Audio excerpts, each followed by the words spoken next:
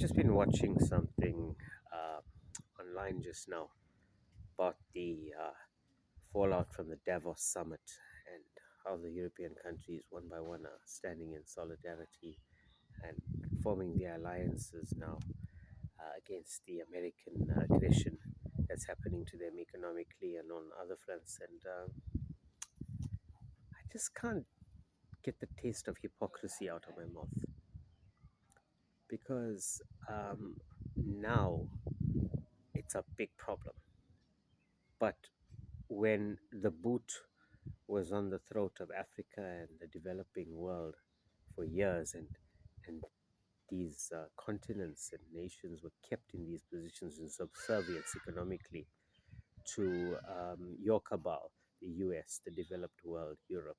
Um, you didn't seem to see the injustice in that, how decades of manipulation of currency has literally made it impossible for any African nation and developed country to break out of the yoke that's been placed on them um, developmentally. So they were always kept where they needed to be, and you were part of the system.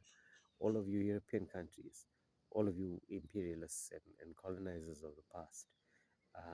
And now, just for a little while, there's an uproar, and it's a huge injustice.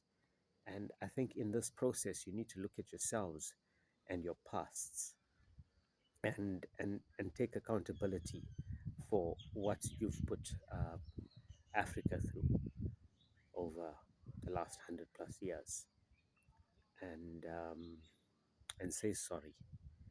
Really, the situation, like everything else, it'll pass. There'll be turmoil and all the rest of it, but sanity will prevail at some point. It's what happens then that matters. Is where are we going to build this world from? Is it going to be on old norms? Um, or are we going to regard ourselves as a global community now, where we work and live for the benefit of the whole? These are decisions that you guys are going to have to face, and so are we, because we as Africans, we have power as well, as this whole situation has shown us that we needn't kneel at the foot of the master anymore. Um, there is going to be a change of world order. There is going to be a shift in consciousness.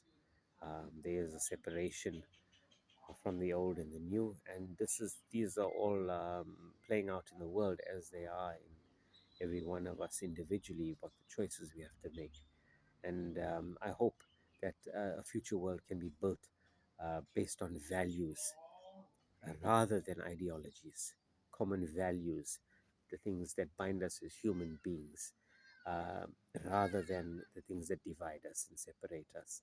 If that be the focal point of a new world order, it just bloody could work. But all that's gone on in the past, um, religious ideologies, um, everything that's caused separation among us. As humans, we've got to decide as well whether we want to go ahead in a world of separation or one of unity. And I think we owe it to all of those that come after us. So that was my thought for the day. Um, Peace. Catch you soon.